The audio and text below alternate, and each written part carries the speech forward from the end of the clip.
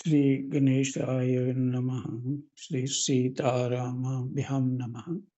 श्री हनुमते नमः। श्री उमापते नमः। श्री गुरुवे नमः। सब सुंदर की जय जय। जय जय सीताराम।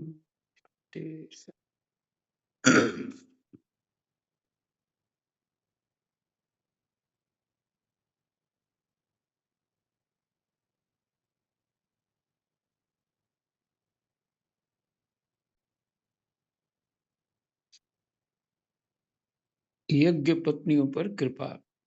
दशम स्कंध 23वां अध्याय। यज्ञ पत्नियों पर कृपा। श्लोक नंबर 15 से पढ़ेंगे। कृष्णाय वासुदेवाय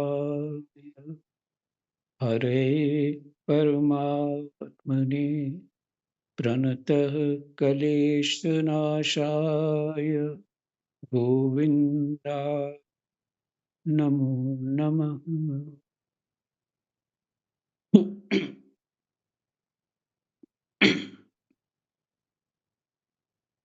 अब की बार ग्वाल बाल पत्नीशाला में गए।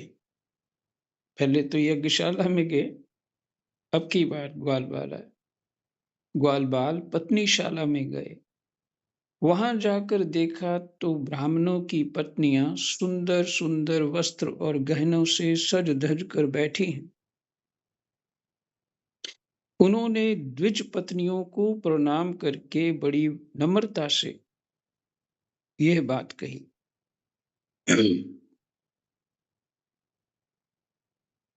आप विप्र पत्नियों को हम नमस्कार करते हैं। आप कृपा करके हमारी बातें सुने। भगवान श्री कृष्ण यहाँ से थोड़ी ही दूर पर आए हुए हैं और उन्होंने ही हमें आपके पास भेजा है। वे ग्वाल बाल और बलराम जी वे ग्वाल बाल और बलराम जी के साथ गौएं चराते हुए इधर बहुत दूर तक आ गए हैं। इस समय उन्हें और उनके साथियों को भूख लगी है। आप उनके लिए कुछ भोजन दे दें।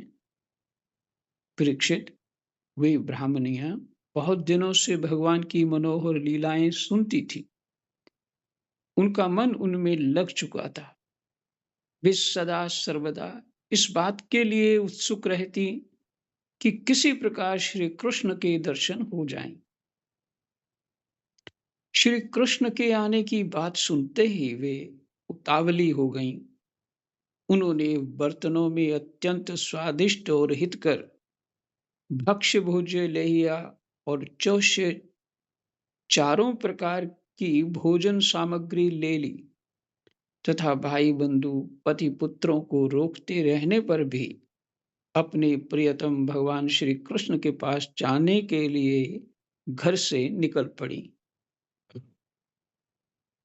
ठीक वैसे ही जैसे नदियां समुद्र के लिए क्यों ना हो, ठीक वैसे ही जैसे नदियां समुद्र के लिए क्यों ना हो, न जाने कितने दिनों से पवित्र कीर्ति भगवान श्री कृष्ण के गुण, लीला, सौंदर्य, माधुर्य आदि का वर्णन सुन सुनकर उन्होंने उनके चरणों पर अपना हृदय निशावर कर दिया था।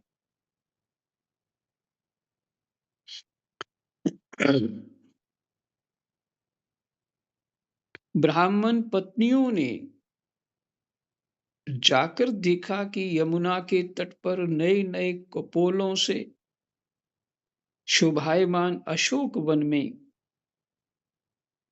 बाल बालों से घिरे हुए बलराम जी के साथ श्री कृष्ण इधर उधर घूम रहे हैं।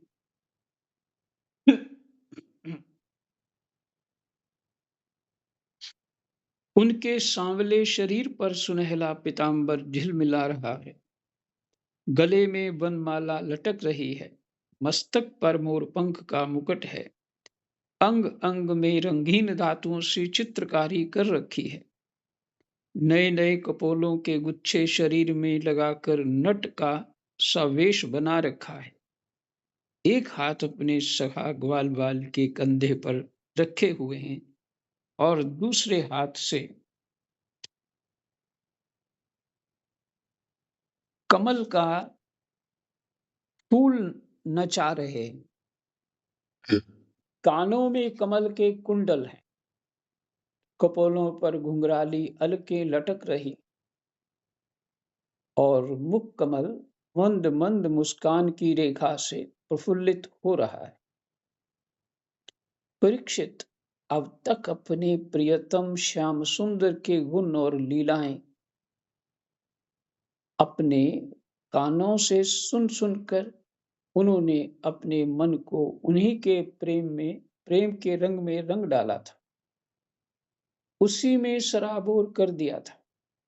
अब नेत्रों के मार्ग से उन्हें भीतर ले जाकर बहुत देर तक वे मन ही मन उनका आलिंगन करती रहीं और इस प्रकार उन्होंने अपने हृदय की जलन शांत की, ठीक वैसे ही जैसे जागृत और स्वप्न अवस्थाओं की वृत्तियां, यह मैं हूं, ये मेरा, इस भाव से जलती रहती हैं। बहुत बढ़िया। ठीक वैसे ही जैसे जागृत और स्वप्न अवस्थाओं की वृत्तियां, ये मैं हूं, ये मेरा, इस भाव से जलती रहती। जो ये हमारे वृत्तियां मैंने विचार, जब अपने सम्मान की बात आती है तो भी कई तरह के वो जीव उसमें सम्मान पाने के लिए छोटे छोटे प्रयोग करता ही रहता। और मेरा है और मेरे की कुछ हानि नहीं होनी चाहिए क्योंकि ये मेरा है। और मैं शब्द तो विशाल हो गया ना, शरीर भी है, इसमें मान सम्मान भी है और फिर पुरानी गलतियों का चिंतन भी है और भविष्य में क्या होगा उसका भय भी है। शरीर छोड़ के कहाँ जाएंगे, ये सब मैं है। मेरा और मेरा शब्द जुड़ गया, घर मेरा, परिवार मेरा, नाते रिश्ते मेरे, बहुत कुछ मेरा। तो इनमें फंसी हुई जो वृत्तियां हैं हमारी, चिंतन है हमारे, वो हमें जलाती रहती हैं, इस भाव से जलती रहती। ये भाव है इसका।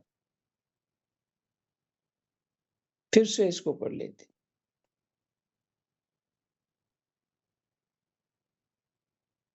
अब नेत्रों के मार्ग से उन्हें भीतर ले जाकर बहुत देर तक वे मन ही मन उनका आलिंगन करती रहीं और इस प्रकार उन्होंने अपने हृदय की जलन शांत की। ठीक वैसे ही जैसे जागृत और स्वप्न अवस्थाओं की वृत्तियां, ये मैं, ये मेरा, इस भाव से जलती रहती हैं, परंतु सुषुप्ति अवस्था में उसके अभिमानी प्राज्ञ को पाकर उसी में लीन हो जाती है। अभिमानी प्राज्ञ कौन? बुद्धि की विशेष अवस्था है और ज्ञान स्वरूप उसी में लीन हो जाती है और उनकी सारी जलन मिट जाती है। ऐसे ही गोपियां जो हैं भगवान का दर्शन करके संतुष्ट हो गई, शांत हो गई और अपने आप को खो दिया। क्योंकि जो दृष्टांत है वो यही जो प्रकट कर रहा है कि जब सुषुप्ति में जीव को पता ही नहीं होता मैं कहाँ सोया, क्या स्थिति, कौन हूँ, सब भूल जाता है। गहरी निद्रा को सुषुप्ति कहते हैं। ऐसे ही गोपियों को इससे भी बढ़कर सुख हुआ।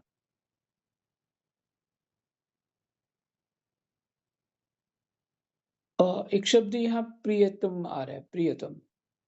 लेकिन आज का प्रियतम कुछ बड़ा अलग ढंग का है।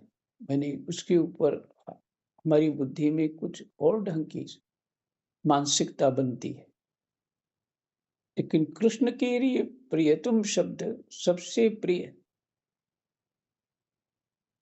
और फिर जब शुद्ध बुद्ध तत्व की तरफ दृष्टि जाती है, उसको प्रियतम शब्द उच्चारण करते हैं, तो वास्तव में सही प्रियतम शब्द का अर्थ बोध होने लगता है।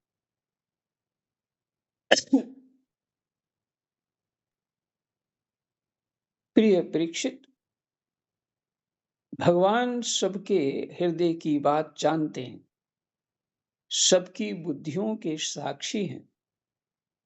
उन्होंने जब देखा कि ये ब्राह्मण पत्नियां अपने भाई बंधु और पति पुत्रों के रोकने पर भी सब सगे संबंधियों और विषयों की आशा छोड़कर केवल मेरे दर्शन की लालसा से ही मेरे पास आई हैं,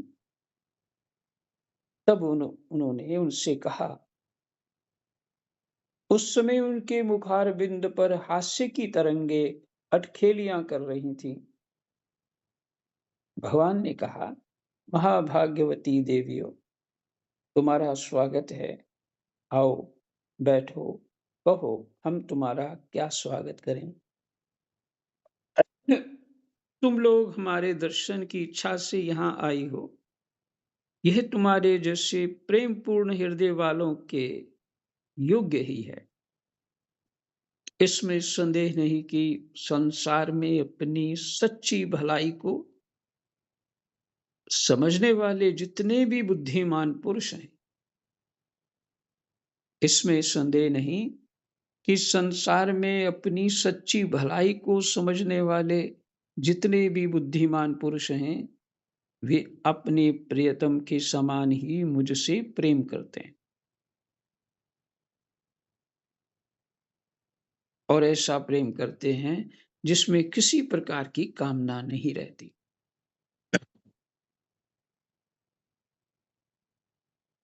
जिसमें किसी प्रकार का व्यवधान, संकोच, छिपाव, दुविधा या द्वैत नहीं होता।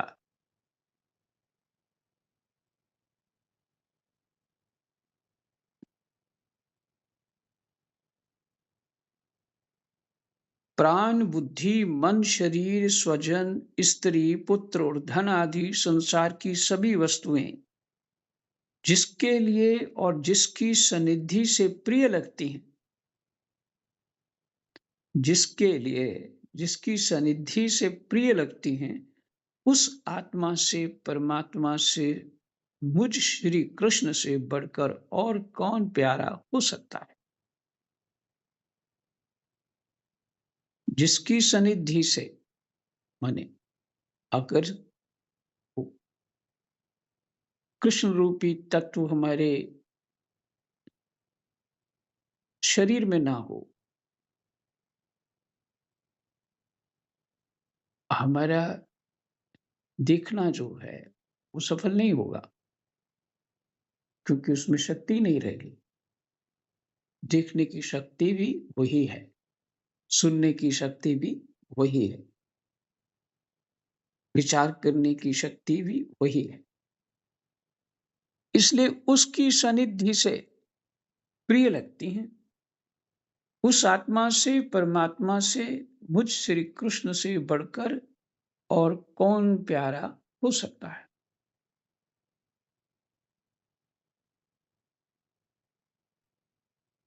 इसलिए तुम्हारा आना उचित ही है। मैं तुम्हारे प्रेम का अभिनंदन करता हूँ, परंतु अब तुम लोग मेरा दर्शन कर चुकी, अब अपनी यज्ञशाला में लौट जाओ। तुम्हारे पति ब्राह्मण गृहस्थ हैं, वे तुम्हारे साथ मिलकर ही अपना यज्ञ पूर्ण कर सकेंगे। इसको फिर से पढ़ना है 25 श्लोक से 28 श्लोक तक। भगवान ने कहा, महाभाग्यवती देवियों, तो तुम्हारा स्वागत है। आओ बैठो, कहो हम तुम्हारा क्या स्वागत करें। तुम लोग हमारे दर्शन की इच्छा से यहाँ आई हो। यह तुम्हारे जैसे प्रेम पूर्ण हृदय वालों के लिए योग्य ही है।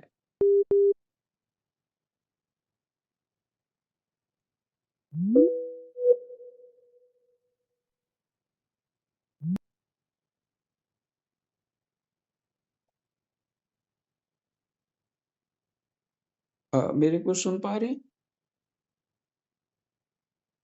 महाराज जी जी, महाराज जी, अब हाँ आई जी, आवाज सुन आपकी। पा रहे हैं महाराज जी। ठीक।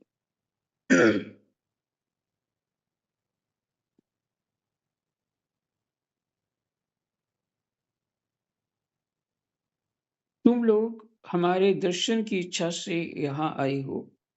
ये तुम्हारे जैसे प्रेम पूर्ण हृदय वालों के योग्य ही है।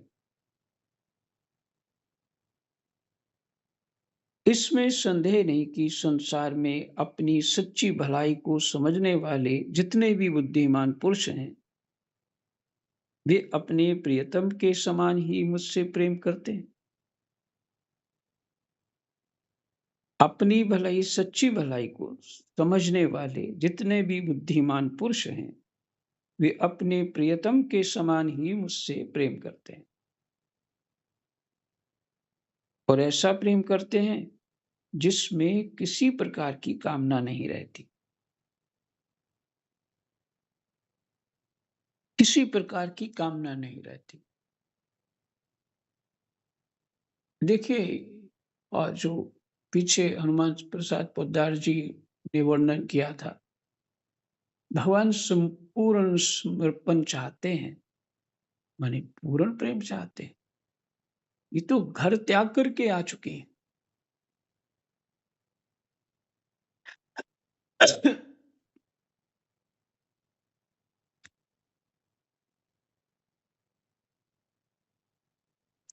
जिसमें किसी प्रकार का व्यवधान, संकोच, छिपाव, दुविधा या द्वैत नहीं होता। यहाँ वही बात को बहुत पुष्टि मिल रही है कि द्वैत ही नहीं होता। माने कृष्ण और गोपियां एक ही होती हैं। माने प्रेम और प्रेमी, प्रेम करने वाला एक ही हो जाते हैं। किसी प्रकार का व्यवधान, संकोच, छिपाव, दुविधा या द्वैत नहीं होता। कोई ये भाव नहीं रहता कि ये अलग है और मैं अलग हूं।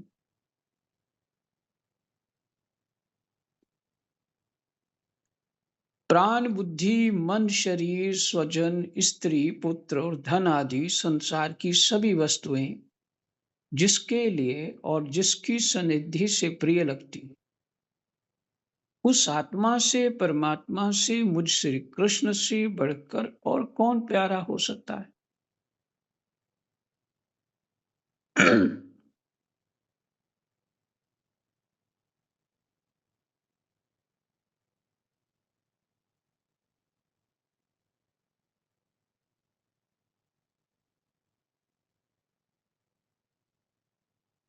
इसलिए तुम्हारा आना उचित ही है। मैं तुम्हारे प्रेम का अभिनंदन करता हूं, परंतु अब तुम लोग मेरा दर्शन कर चुकी, अब अपनी यज्ञशाला में लौट जाओ। तुम्हारे पति ब्राह्मण ग्रस्त हैं, वे तुम्हारे साथ मिलकर ही अपना यज्ञ पूर्ण कर सकेंगे। ब्राह्मण पत्नियों ने कहा, अंतर्यामी श्याम सुंदर, आपकी ये बात निष्ठुरता से पूर्ण है।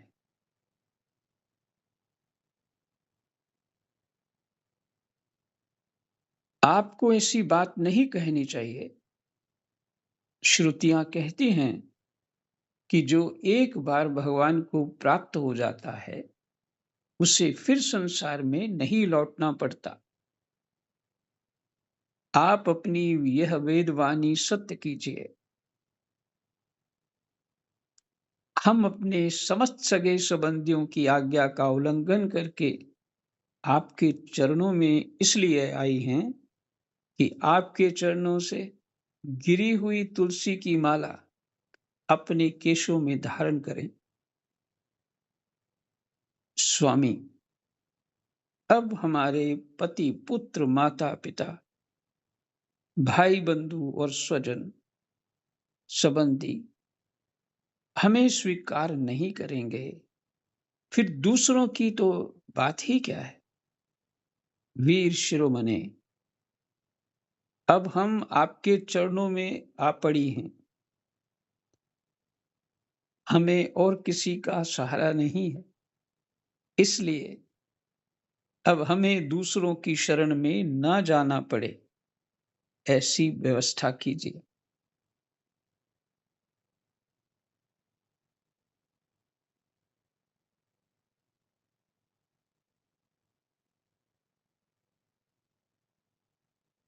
सुखदेव जी ने बहुत अच्छे ढंग से इसको वर्णन किया है और लिखा तो महर्षि व्यास जी ने,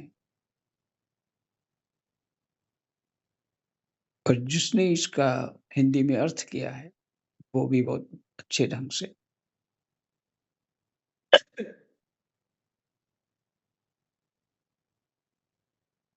भगवान श्री कृष्ण ने कहा, देवियों, तुम्हारे पति, पुत्र, माता, पिता, भाई, बंधु कोई भी तुम्हारा तिरस्कार नहीं करेंगे। उनकी तो बात ही क्या, सारा संसार तुम्हारा सम्मान करेगा। इसका कारण है, अब तुम मेरी हो गई हो, मुझसे युक्त हो गई हो। देखो ना, ये देवता मेरी बात का अनुमोदन कर रहे हैं। देवियों, इस संसार में मेरा अंग संग ही मनुष्यों में मेरी प्रीति या अनुराग का कारण नहीं है। इसलिए तुम जाओ, अपना मन मुझ में लगा दो। तुम्हें बहुत शीघ्र मेरी प्राप्ति हो जाएगी। अपना मन मुझ में लगा दो। मन ही भजन करता है। तो मन उस पीछे और देखे तो मन के पीछे कौन है? वही तत्व है, आत्मा।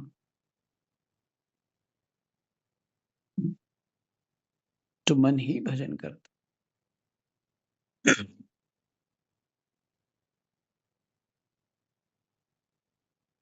श्री सुखदेव जी कहते हैं, परीक्षित, जब भगवान ने इस प्रकार कहा, तब वे ब्राह्मण पत्नियां यज्ञशाला में लौट गईं। उन ब्राह्मणों ने अपनी स्त्रियों से तनिक भी दोष दृष्टि नहीं की। उनके साथ मिलकर अपना यज्ञ पूरा किया। उन स्त्रियों में से एक को आने के समय ही उसके पति ने बलपूर्वक रोक लिया था। इस पर उस ब्राह्मण पत्नी ने भगवान के वैसे ही स्वरूप का ध्यान किया, जैसा कि बहुत दिनों से सुन रखा था। जब उसका ध्यान जम गया, तब मन ही मन भगवान का आलिंगन करके उसने कर्म के द्वारा बने हुए अपने शरीर को छोड़ दिया। शुद्ध सत्वमय दिव्य शरीर से उसने भगवान की सन्निधि प्राप्त कर ली। शुद्ध सत्वमय दिव्य शरीर से उसने भगवान की सन्निधि प्राप्त कर ली। एक तो बांध दिया, और उसको ना जाने के कारण सभी चली गई, मैं रह गई। कितनी पीड़ा हुई हुई होगी। और चित्त पूर्ण रूप से परमात्मा में लग गया और ऐसा लगा चित्त कि प्राण ही निकल गए।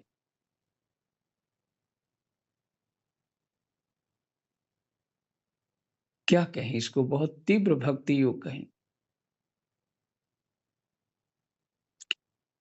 अच्छा, इसमें एक बात और समझ में आ रही है। जिसकी भक्ति का विरोध होता है उसकी भक्ति ही दृढ़ होती है। हम्म। जिसकी भक्ति विरोध होने पे ही भक्ति दृढ़ होती है, तो विरोध भी भगवान की कृपा ही है।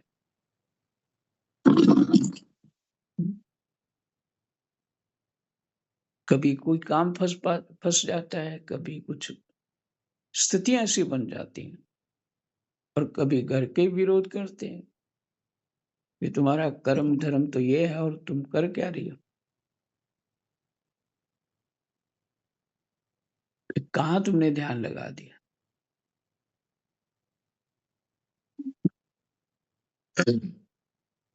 लेकिन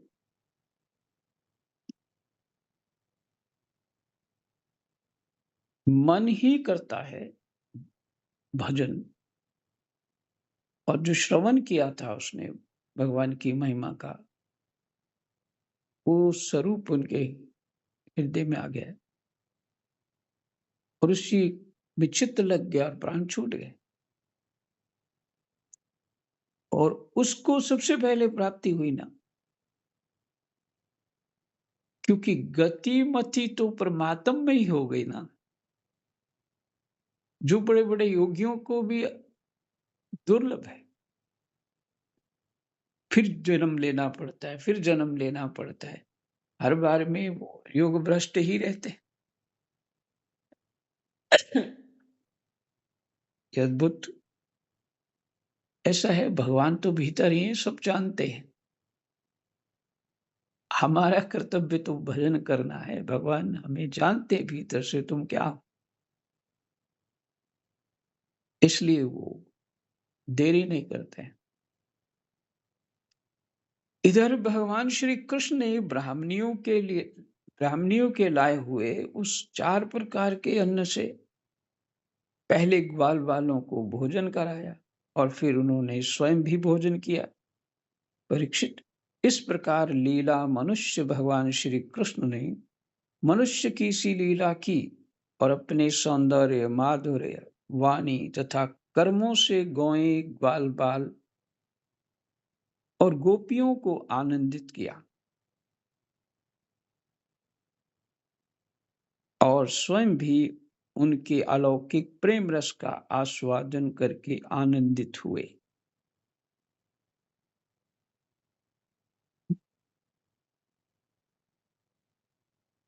जो हमारे ज्ञान इंद्रियां, कर्म इंद्रियां, मन बुद्धि चित्त अहंकार है,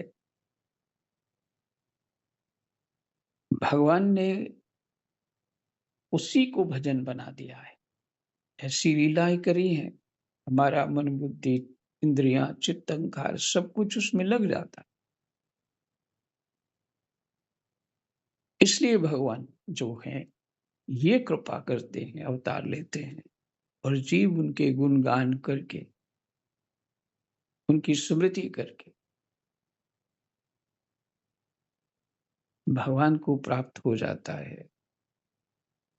परीक्षित, इधर जब ब्राह्मणों को यह मालूम हुआ कि श्री कृष्ण तो स्वयं भगवान हैं, तब उन्हें बड़ा पछतावा हुआ। वो सोचने लगे कि जगदीश्वर भगवान श्री कृष्ण और बलराम की आज्ञा का उल्लंघन करके हमने बड़ा भारी अपराध किया है। वे तो मनुष्य की सी लीला करते हुए भी परमेश्वर ही हैं। जब उन्होंने देखा कि हमारी पत्नियों के हृदय में तो भगवान का अलौकिक प्रेम है और हम लोग उससे बिल्कुल रीते हैं, अर्थात खाली हैं, तब वे पछता पछता कर अपनी निंदा करने लगे। वे कहने लगे, हाय हम भगवान श्री कृष्ण से विमुख हैं। बड़े ऊंचे कुल में हमारा जन्म हुआ। गायत्री ग्रहण करके हम द्विजाति हुए। वेदाध्ययन करके हमने बड़े-बड़े यज्ञ किए, परंतु वह सब किस काम का? धिक्कार है, धिक्कार है। हमारी विद्या व्यर्थ गई, हमारे व्रत बुरे सिद्ध हुए, हमारी इस बहुज्ञता को धिक्कार है। ऊंचे वंश में जन्म लेना, कर्म कांड में निपुण होना, किसी काम का ना आया, इन्हें बार बार धिक्कार है। निश्चय ही भगवान की माया बड़े बड़े योगियों को भी मोहित कर लेती है। तभी तो हम कहलाते हैं मनुष्यों के गुरु और ब्राह्मण, परंतु अपने सच्चे स्वार्थ और परमार्थ के विषय में बिल्कुल भूले हुए। कितने आश्चर्य की बात है, देखो तो सही। यद्यपि ये स्त्रियां हैं, तथा तथापि जगत गुरु भगवान श्री कृष्ण में इनका कितना अगाध प्रेम है, अखंड अनुराग है। उसी से इन्होंने गृहस्थी की वह बहुत बड़ी फांसी भी काट डाली, जो मृत्यु के साथ भी नहीं कटती। इनके ना तो दुर्जाति के योग्य यज्ञोपवीत आदि संस्कार हुए हैं, और ना तो इन्होंने गुरुकुल में ही निवास किया है, ना इन्होंने तपस्या की है, और ना तो आत्मा के संबंध में ही कुछ विवेक विचार किया है। उनकी बात तो दूर रही, इनमें ना तो पूरी पवित्रता है और ना तो शुभ कर्म ही। फिर भी समस्त योगेश्वरों के ईश्वर पुण्य कीर्ति भगवान श्री कृष्ण के चरणों में इनका दृढ़ प्रेम है। फिर से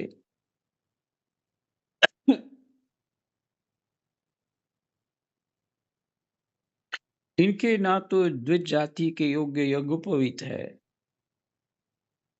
यज्ञोपवीत आदि नहीं है, संस्कार आदि नहीं हुए हैं, और ना तो इन्होंने गुरुकुल में ही निवास किया है, ना इन्होंने तपस्या की है, और ना तो आत्मा के संबंध में ही कुछ विवेक विचार किया है, जो हम सब करते ही रहते हैं। उनकी बात तो दूर रही, इनमें ना तो पूरी पवित्रता है और ना तो शुभ कर्म ही। फिर भी समस्त योगेश्वरों के ईश्वर पुण्य कीर्ति भगवान श्री कृष्ण के चरणों में इनका दृढ़ प्रेम है, और हमने अपने संस्कार किए हैं, और हमने अपने संस्कार किए हैं, गुरुकुल में निवास किया है, तपस्या की है, आत्मानुसंधान किया है, पवित्रता का निर्वाह किया है, तथा अच्छे अच्छे कर्म किए हैं। फिर भी भगवान के चरणों में हमारा प्रेम नहीं है।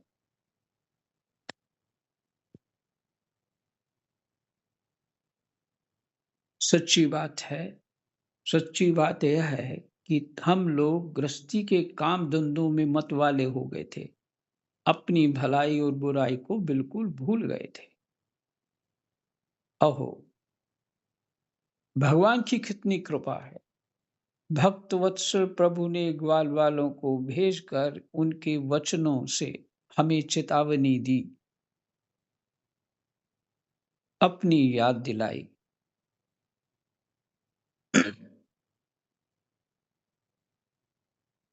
भगवान स्वयं पूर्ण काम है, और कैवल्य मोक्ष पर्यंत जितनी भी कामनाएं होती हैं, उनको पूर्ण करने वाले हैं। यदि हमें सचेत नहीं करना होता, तो उनका हमशरीक के क्षुद्र जीवों से प्रयोजन ही क्या हो सकता था? अवश्य ही उन्होंने इसी उद्देश्य से माँगने का बहाना बनाया, अन्यथा उन्हें माँगने की भला क्या आवश्यकता थी? स्वयं लक्ष्मी अन्य सब देवताओं को छोड़कर और अपनी चंचलता, गर्व आदि दोषों का परित्याग कर केवल एक बार उनके चरण कमलों का स्पर्श पाने के लिए सेवा करती रहीं।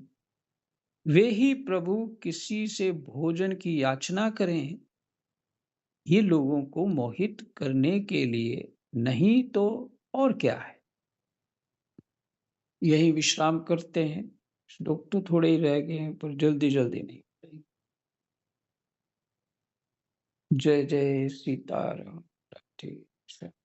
कृष्णाय वासुदेवाय हरये परमात्मने प्रणतक्लेशनाशाय गोविन्दाय नमो नमः।